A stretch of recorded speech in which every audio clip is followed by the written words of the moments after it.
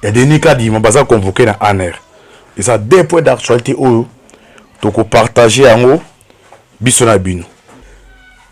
Il y a des nika qui m'ont convoqué dans ANER. Et ça, des points d'actualité où tu peux partager en haut, bisona bino. Bonjour, bonjour, bonsoir, bonsoir, Nabalandi. Il y a la Voix Céleste Télévision. Mbote Nabino Mbote Bozali. Belé et belé et belé. Partout dans le monde. Aujourd'hui, on a besoin par la voie internaute. À niveau des États-Unis, mon pasteur Zamouanga, Zambé, à Pambole, Sukozali. En Europe, na Suède, Maman Fatou, Zama Pambolayo. Bozana Asie, Océanie, en Afrique. Sans oublier en République démocratique du Congo. Siwa Siwambanja, Mbote Sukozali. Et je n'ai pas Robin Djibou, Zama Pambolayo, Papa Gaston Kasongo. De toujours. Mboko Sorin Zambete, mais Mboka Ezalité. Tout ça, besoin de soutien à l'union financière. Et pour mettre améliorer sous Moussala, mingi. Na souhaité à Pambola, ingénieur Jean-Robert, Papa Gaston, Pasteur César, Siwa Siwambanja, Yoko le batek, non Antibali, Okotenga, Okotanga, Bakombeleki. Si j'ai un problème, attaque aux un problème, on va y aller. Parce que yo eda biso kana kotala chikala kana puda omuntu na mutu atika na esika ba eda na kotala na ko aider financièrement yo eda kana biso na ko total parce que muta garder bandi dai. Merci de quoi c'est ma caméra John Mabuke Bende ndeko Alvi Bele signature de toba toujours mboka o soki nzambete mais mboka zaite to soki engagement biso na bino ya kopesa bino les informations en temps réel, la situation en Mboka, toza wapi, tozo kende wapi, tokosuka wapi. L'ambassade des États-Unis a réagi à ce qui concerne cette situation qui s'est passée à niveau ya Est et Mboka na biso. Ambassade des États-Unis a réagi. Position ni RDC kozwa. Oui, conseiller selon Jeune Afrique, ça reste encore à vérifier. Il y a des nika qui m'ont convoqué dans ANER. Et ça, des points d'actualité où tu peux partager en haut, bisona bino. Sans plus tarder, tu vas premier point. L'ambassade des États-Unis d'Amérique a réagi. Position États-Unis, tu as bisona bino, tu as analysé weba. Position États-Unis et l'État Koloba, nin. Ambassade des États-Unis. Déclaration sur l'escalade de la violence dans le Nord Kivu. Déclaration sur l'escalade de la violence dans le Nord Kivu. L'ambassade des États-Unis note avec vive inquiétude la recrudescence de la violence dans la province du Nord Kivu, dans l'est de la République démocratique du Congo, l'intensification des affrontements entre une coalition de groupes armés et les M23 ont provoqué la perte de vies humaines et de biens ainsi que les déplacements de dizaines de milliers de civils. Donc, à États-Unis, c'est quoi? Moni, Rwanda est vacandé. Quand on parle de M23, c'est les Rwandais. Des ababagènes et soldats rwandais. Au babengi ya RDF. Bangonde baye, bachakombo ya M23. Ce qui bloqué na combat moko diplomatique. Donc Kagame ya samba kalobaka non wana ezali M23 za makambo ba congolais. Mais so otali teni, otali munitions eza ya ba soda ya RDF ya armée ya Rwanda. Alors biso pe to bande na manda ko loba chaque fois faut to lukape mécanisme to banda ko se justifier. Le pensa balala raté les Wazalendo sont venus. Bayi. Nasima Wazalendo bozo ka ba Sukhoi 25 bayibi yango Wazalendo bayibi Sukhoi 25. Parce que les États-Unis rejoindre dépendant position oyo biso dans koluka. Donc alobi bien l'ambassade de Salabini. L'intensification des affrontements entre une coalition de groupes. Donc une coalition il part ba lobana Wazalendo. Donc une coalition de groupes armés et les M23 ont provoqué la perte de vies humaines et de biens ainsi que le déplacement de dizaines de milliers de civils. Nous appelons le gouvernement de la République démocratique du Congo, la MONUSCO et la force régionale de la communauté de l'Afrique de l'Est a redoublé d'efforts pour assurer la protection des civils dans le cadre de leurs compétences et mandats respectifs. De manière coordonnée, nous appelons toutes les autorités concernées à permettre aux populations affectées d'avoir accès sans entrave à l'aide humanitaire. Ayant conscience de la charge croissante que les communautés nouvellement déplacées placeront sur la réponse humanitaire gravement sous-financée, nous réitérons notre engagement en tant que principal donateur d'aide humanitaire en République démocratique du Congo et appelons tous les partenaires à faire preuve de générosité pour soutenir les populations vulnérables. Tout ça au continent où ils allaient déclaration à États-Unis. L'ambassade c'est les États-Unis à pays positionné. Donc à États-Unis c'est un balobi boui. À sengi na bawazalendo. À sengi na 1v3 bacha ballon assez. À sengi pe na ba partie prenante atangi FRDC. Atangi MONUSCO. Atangi force régionale ya EAC. Ba redoubler effort na bango pour na ba appliquer mandat ou ba pesa ki bango. Mais question biso ba Congolais toza komi tourner zali boy. Nazo continuer déclaration États-Unis. Comment se fait-il qu'un voleur Moïba ya koti na kati anda kuna yo? Bato nyonso amoni ke wana za Moïbi. Boni pona obenga na Moïbi wana. Na kati anda kuna yo. Bato bakomi ko yabe biso ke non ko bengane na oyete. Ko bengane na ote. Il faut luka opese no amela mai, amela ji otele biloko. Bon elongwa na bon négocier na yi. Bon négocier. Est-ce que yo propriétaire ya ndako? Soit propriétaire ya parcelle. Okondimelo kwana. Le M23 banda bazana na Ruchuru et ça li combien de mois? Combien de bateaux babomi? France a mona quitté. Les États-Unis a mona qui a monté. Boni ba jeune, ba patriote, ba congolais de faire des mains au basu engagement. Au bâtir ba vie na bango en jeu. Pour na ko défendre l'intégrité territoriale na bango. Et comme que non, il faut force à EACA, Congolais, tous à vigilants. Les États-Unis continuent à l'obibouer. La crise dans l'Est de la République démocratique du Congo exige une solution politique et non pas militaire. Ah bon? Nous enjoignons toutes les parties adhérer pleinement aux accords conclus dans le cadre des processus de médiation régionaux récentes, comprenant les faits observés depuis le 7 mars 2023. Alors, dans tout temps, le paragraphe est dans le lobby. La crise dans l'Est de la République démocratique du Congo exige une solution politique et non pas militaire. Bandeko, tokangi wana to analyser biso la bino. Le M23 les Rwandais ba déguiser en M23 ba décider ba kota na Ruchuru. Dialogue ni politique, médiation ni politique ba jouaki. Donc ba koti na Ruchuru à travers les armes. Donc ba utiliser voie à force ne ba zu Ruchuru. Alors boni bato ba utiliser voie à force. Pour baza Ruchuru bato ba kufi ba Congolais ba déplacer. Ba déplacer zebele. Et ko mpona ba longola ba zonga na mboka esika ba uti ba zonga na Rwanda au nom résolution sur quoi eza résolution solution ezali militaire était mais ezali politique. Par là il y kolobani. Par là quand les États-Unis parce que ambassade le beza position des États-Unis que non solution à est ezali solution militaire ezali solution politique.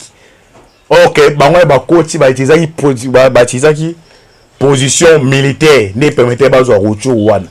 Alors boni pona ko bengana bango comme ba bisabino que non, il faut utiliser position politique. Ah ce que biso ba congolais bande ko photo fungola miso. Position politique. Est-ce que les M23 ce sont des Congolais? Non. Est-ce que les M23 ba Congolais ce sont des Rwandais? Ba koti na kata retour. Quand l'ambassade des États-Unis, quand les États-Unis ont ba partie prenante que non, situation actuelle, les situation politique militaire pour na résoudre militaire il faut résoudre sur le plan politique. Wana ni ko lubani. Bolanda ba parba, bolanda ka bande ko bolanda ka ba dialogue politique. Pendant que nous comprendre le français et bah faut une solution politique. La solution politique n'est bien un dialogue. Et dans dialogue est côté. Dans la carte il y a dialogue, yeba que non John. Sur la série qui biloko 10. À cause 3, 7 à 8 mais à 8 quand même 3. Alors situation est aux anneaux awa.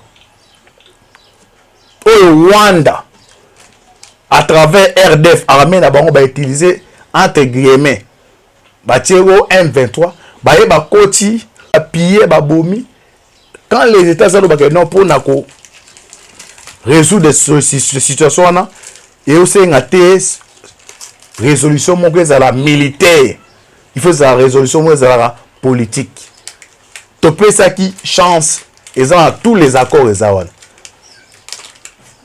tous en accord il y a Angola ouais c'est réunions est-ce que solution politique déjà PC qui va manango malgré effort malgré bons offices il y a RDC ouais pas poser qui premier pas sur le plan politique est-ce que non les M23 va servir na Ruchu bazo na Rwanda bazaki wana bazo continuer rien n'est changé et le changer ezaki. Alors bon herba les wazalendo bazu engagement bazu détermination ya ko défendre ma na bango les États-Unis so ba que non il faut solution za ma solution moi za la politique militaire par là il y kolobani. OK par là ni une position une photo. Donc ça dit on continue. Donc la crise dans l'est de la République démocratique du Congo exige une solution politique et non pas militaire. Nous ajoignons toutes les parties prenantes à adhérer pleinement aux accords conclus dans le cadre des processus de médiation régionaux récentes, comprenant les cessez-le-feu observés depuis le 7 mars 2023. Et nous préconisons un accès sécurisé et une enquête rapide par les mécanismes de vérification et de surveillance.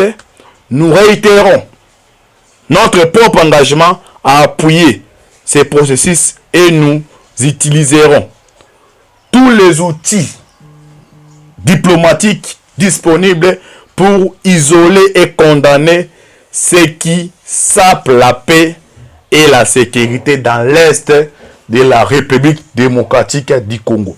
Là, c'est les positions officielles. Il y a États-Unis d'Amérique, à ce qui concerne, il y a recrudescence, il y a tension, il y a dans le niveau, il y a Est, Mboka, Nabiso, Oyobana, Mboka. Bazu courage, il y a Kocha, hors d'état de nuire, les rebelles rwandais, on va se déguiser dans M23. Voilà les positions, il y a États-Unis d'Amérique. Tu as la deuxième partie, deuxième point d'abisso. Selon Jeune Afrique, et ça dans lettre mon ko bimaka oyo lelo nde kona biso notre confrère azana prison makala Bouchakira. Oyo bimaka Jeune Afrique amisi mukanda mo bewana bato babomaki cheribe zaki bwebwe. Na yebisa bino ke non dans Jeune Afrique Moïse Katumbi a financé Kayango. Donc, si vous êtes dans l'année électorale, vous avez ces informations yo bandeko bozaka agité eloko beye ozongo mama yoko relé yango il faut que ba information na contenu nango euti wapi idéologie nango ADN nango la kati ya information na euti li wapi laboratoire nango ebimi li wapi et ça te ka non comme vous voyez complexe au biso africain to comment nango o ba mindele ba utiliser biso au kaka la radio France Internationale lobby c'est qu'il y a des informations non faut boyer ba que non mindele na bitumbo esa le maka bitumba communication pezalaka ngana ko defa $10 et pas John Maboke Bende mais deva ba que non John ngana def c'est que $50 donc soy bateau ba yokela ngai ce que ba me ko vérifier te bon dimanche c'est que Antibal a defa que John $50 mais soy ba vérifier en réalité ngane na défi mbongo pas John Maboke Bende donc s'il n'est pas communicationnel et qui a intérêt na ngai ezande mo ba média na mindile ezalaka basala ba média la bango TV5 RFI France 24 Jeune Afrique o komaka alors Jeune Afrique a commis à l'obinini tous en pleine année électorale bo kelo ka beti bo comprendre sur que non idéologie ADN esprit à l'être ana et outil quelque part. Il y a révélation, pardon. Il y a Jeune Afrique à l'Obénin. L'ANER, donc Agence nationale de renseignement et bisous. Donc l'ANER convoque plusieurs conseillers du président de la CENI. Donc selon Jeune Afrique, ANER a convoqué le conseiller à président de la CENI à Denis Kadima. À continuer, c'est toujours Jeune Afrique. Toujours payer ces formations au conditionnel. Au conditionnel. Comme ça, il fait partie de l'actualité, tout ça censé couper sa bino d'intercissement. Donc, l'ANER convoque plusieurs conseillers du président de la CENI, Denis Kadima. Les proches collaborateurs du président de la Commission électorale nationale indépendante CENI ont été sommés de se rendre au cabinet du patron de l'Agence nationale de renseignement. Ces missives ont été signées le 19 septembre 2023 par le directeur de cabinet adjoint de l'administrateur général de l'Agence nationale du renseignement ANER, Daniel Lousadissou Kiambi. Ce dernier a succédé le 1er août dernier à Jean-Hervé Mbelou, Biocha. Elles ont été réceptionnées le 5 octobre au service courrier de la CENI à 15h26. Trois des principaux conseillers de Denis Kadima Kazadi, les chargés de la formation, de la logistique et des opérations, celui des finances, mais aussi celui des nouvelles technologies et de l'information, en ont reçu une. Les conseillers informatiques a également été sollicité, tout comme le directeur informatique et son adjoint, ainsi que le directeur adjoint chargé de la logistique. Enfin, le secrétaire permanent de la cellule de gestion et de passation de marché a lui aussi reçu une lettre. Selon nos informations, selon Jeune Afrique, selon nos informations, cette initiative n'est du tout du goût de Denis Kadima. Il rapporte une source à la CENI, comme il a fait avec tous les candidats à la présidentielle. Denis Kadima a échangé le 7 octobre en partie avec le président Félix Antoine Tshisekedi qui dépose son dossier de candidature au QG de la commission. En a-t-il profité pour l'informer de la situation? Reste qu'à ce jour, aucun de ses collaborateurs n'a honoré à cette invitation. La information source et cette formation Jeune Afrique. Donc comme émission a César la Lingala. Donc selon Jeune Afrique, ba conseiller à Kadima. Ba ben c'est bon na année. Mais si que non mon côté selon Jeune Afrique à se présenter. bandeko bowanda ko benga pour koyeba ba précision niveau biso to se limiter sous c'est outé pas na biso te et biso pesa bino sous to biso na ba cadeau na biso mais où ezali comme ils fait partie na actualité ezali information Jeune Afrique a relé yango mais na kati nango esprit nango bandeko musu bo comprendre eloko nini oye message ni o communication ni bimi na kati eloko ni ba nga ba travailler opinion parce que arabiso de bare aner eza branche à l'état mais esprit abiso ba congolais aner eza pouvoir ce que non jeune ba Jeune Afrique PC formation ba convoquer ba conseiller à Denis Kadima boyebi vous comprendre communication ba libatia na mutabato to l'équipe na le tout dernier point message ya 5 na ECC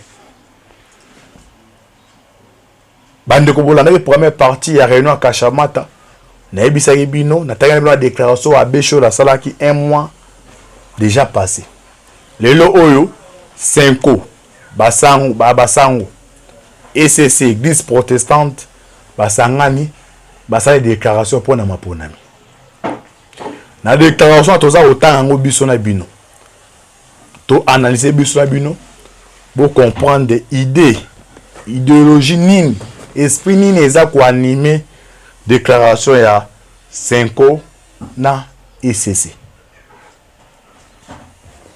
Tolanda mission d'observation électorale 5 ECC primo ya liboso 1 la MOE 5 ECC donc MOE est la mission d'observation électorale donc 5 ECC apprécie à juste titre la décision numéro 050 /CENI 2023 relative à la publication de la liste provisoire des électeurs par centre de vote avec indication du bureau de vote, notamment le fait que ces listes seront aussi publiées dans son site pour consultation selon la ligne 84 du calendrier électoral. Cette publication devrait intervenir dans la période allant du 22 mai au 18 septembre 2023. D. La MOE, de mission d'observation électorale 5 ECC, comprend les raisons évoquées par la CENI qui privilégie la voie de consultation de la dite liste auprès d'un agent préposé plutôt que de l'afficher. Cependant, cette disposition prise par la CENI attend les prescrits des articles 6 de la loi électorale et 20 des mesures d'application de cette loi qui voudraient que tous les électeurs, tout candidat et tout parti ou regroupement politique puissent consulter ces listes de manière physique ou électronique. 3. Il est clair que les conditions affixées par la CENI ne devraient pas restreindre la consultation des listes à la simple vérification de la présence ou non du nom d'un électeur dans cette liste électorale. En plus, les partis et regroupements politiques devraient, par cette occasion, avoir un regard citoyen sur ces listes afin de les évaluer. 4. Au regard de ce qui précède, la mission d'observation électorale 5 ECC recommande à la CENI de prendre tous les arrangements nécessaires afin que les listes électorales soient affichées à travers les antennes. Elle appelle ainsi au gouvernement de la République démocratique du Congo de faire sa part en sécurisant tous les sites où les listes électorales provisoires devraient être affichées. 5 pour citer, la mission d'observation électorale 5 ECC annonce qu'elle poursuit l'accompagnement du processus électoral par une observation de différentes étapes et opérations électorales telles que prévues dans le calendrier électoral de la CENI. Fait à Kinshasa, le 11 octobre 2023, Cyril Ebotoko, coordonnateur de la mission d'observation électorale Senko ECC. Bolandi, déclaration commune, il y a mission d'observation électorale ECC Senko ne balobi pour ce qui concerne, il y a processus électoral Nambo Canabiso.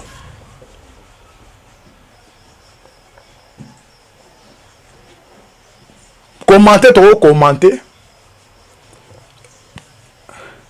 Naebisa bino semaine passée bandeko. Eza na équipe ya basango ya Senko. Bakendaki na États-Unis.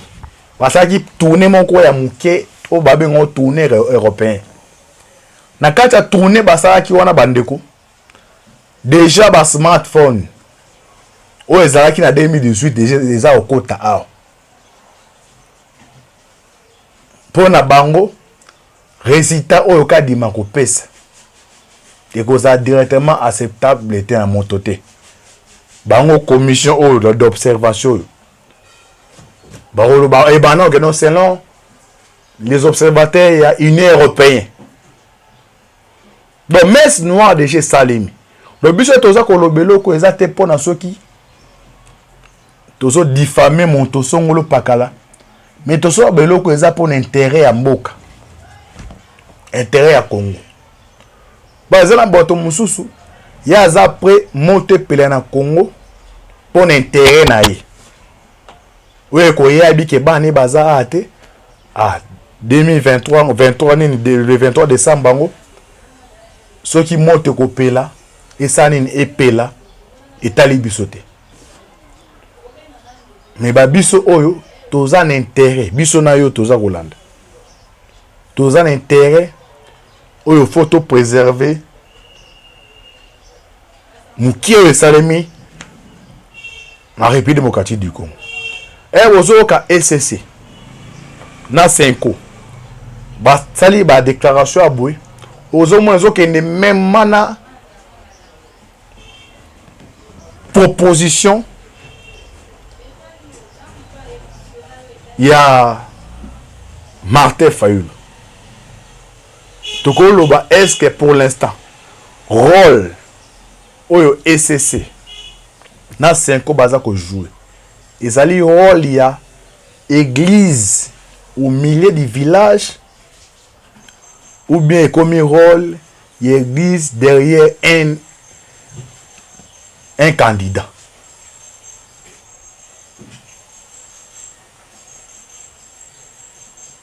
On a question toza ko se poser. Mais biso toza wa tozo dans la situation de près. Toza rapport na République pour nous informer bino à chaque fois. Autres informations toya pas to partager en groupe biso na bino. Tozo balancer audio ya doyen Bosso. Na ebité en boke bende atala la minute. On a ba moyen que ko regrouper.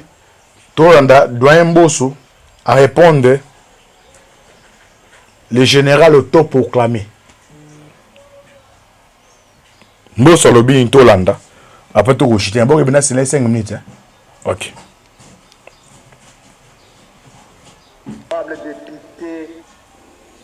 Honorable député, chers collègues, j'ai tenu dès l'entame de la plénière de ce jour à faire une mise au point concernant des propos de menaces, de déstabilisation concoctés par certains d'entre nous contre notre pays, la République démocratique du Congo.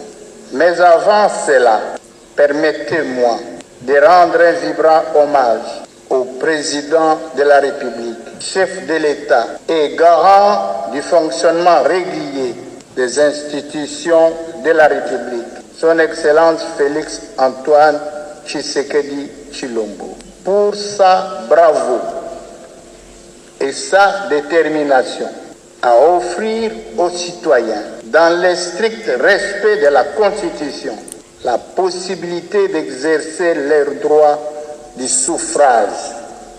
Pour toute la première fois, le 20 décembre 2023, se tiendront les élections générales dans notre pays et la démocratie sera entièrement restituée à la base et c'est sur fond propre. Pendant que nous sommes tous préoccupés à accompagner cette volonté ouvertement affichée pour des élections libres, inclusives et transparentes, les ennemis du peuple congolais, politiciens en perte de positionnement, sont concentrés dans leurs officines à Kinshasa et à l'étranger pour relayer des messages contre ce processus dignement mené par la Commission électorale nationale indépendante. Ainsi que nous l'avons eu à le dire plusieurs fois, renoncer à l'exercice d'un droit, c'est aussi un choix, une question de liberté ou une façon de l'exercer d'une certaine autre manière. Personne dans notre pays n'a empêché cela à participer à ce processus électoral. C'est pourquoi, du haut de cette tribune, je transmets le présent message de notre peuple à tous ces pécheurs en nos troubles. Pendant plus de 20 ans, vous avez pris notre pays et ses ressources en otage, vous partageant terre et biens de la République, entretenant gabegie et despotisme sans gêne, et c'est dans vos intérêts personnels d'un petit groupe au détriment de l'ensemble du peuple congolais. Vous n'avez aucune leçon à donner au peuple congolais, ni aucun modèle institutionnel à offrir. Ok. On a doyen Bosso à répondre. Pas le mission Zamba Pambola Bino, affaire à suivre. Tout ce qui a ciao. Observation électorale ECC 5 balobi pour ce qui concerne il y a processus électoral Nambo Cannabiso.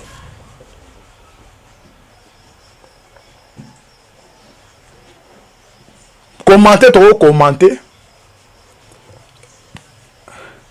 Naebisa bino semaine passée bandeko. Eza une équipe ya basango ya 5 bakendaki na États-Unis. Basaki tourner moko ya muke o babe ngo tourner européen. Na kati ya tourner basaki wana bandeko. Déjà ba smartphone o ezalaki na 2018 déjà okota awa. Pona bango résultat oyo kadima kopesa et que ça directement acceptable était à mon côté. Bango commission d'observation. Et non, selon les observateurs, il y a une européenne. Donc, messe noire de chez Salimi. Le but c'est que le bélo que ça te pone à ceux qui tozo diffamer mon toson ngolo pakala. Mais tozo bélo que ça pour intérêt à Mboka. Intérêt à Congo. Bazela boto mususu ya za après monter pele na Congo pour intérêt na ye.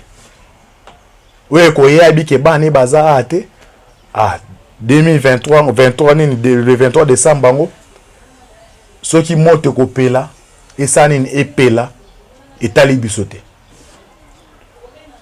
Mais ba biso oyo toza na intérêt biso na yo toza kolanda. Toza na intérêt oyo photo préserver Moukiyo et Salemi la République démocratique du Congo. Et aux ka SCC na 5 ba sali ba déclaration aboué aux moins que ne même mana proposition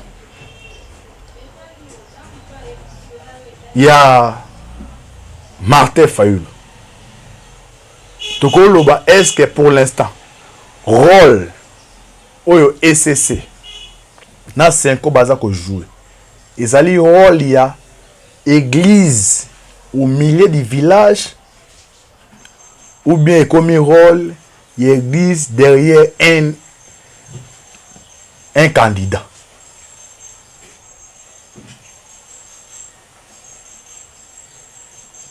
On a question toza ko se poser. Mais biso toza dans des situations de près. Toza rapport na République pour nous informer bino à chaque fois.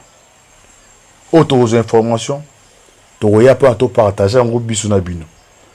Tozo balancer audio ya doyen Mbosso. Na ebité en boke bende atala la minute. On a ba moyen que ko regrouper. Tolanda doyen Mbosso a répondre le général autoproclamé. Mbosso lobi Tolanda après tout rejeter un bon 5 minutes. OK.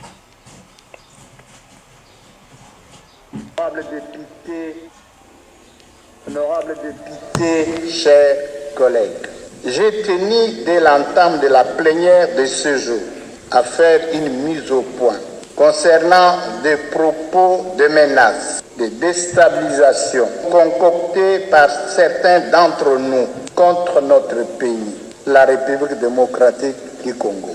Mais avant cela, permettez-moi de rendre un vibrant hommage au président de la République, chef de l'État et garant du fonctionnement régulier des institutions de la République, son Excellence Félix Antoine Tshisekedi Tshilombo, pour sa bravoure et sa détermination à offrir aux citoyens, dans le strict respect de la Constitution, la possibilité d'exercer leur droit du suffrage.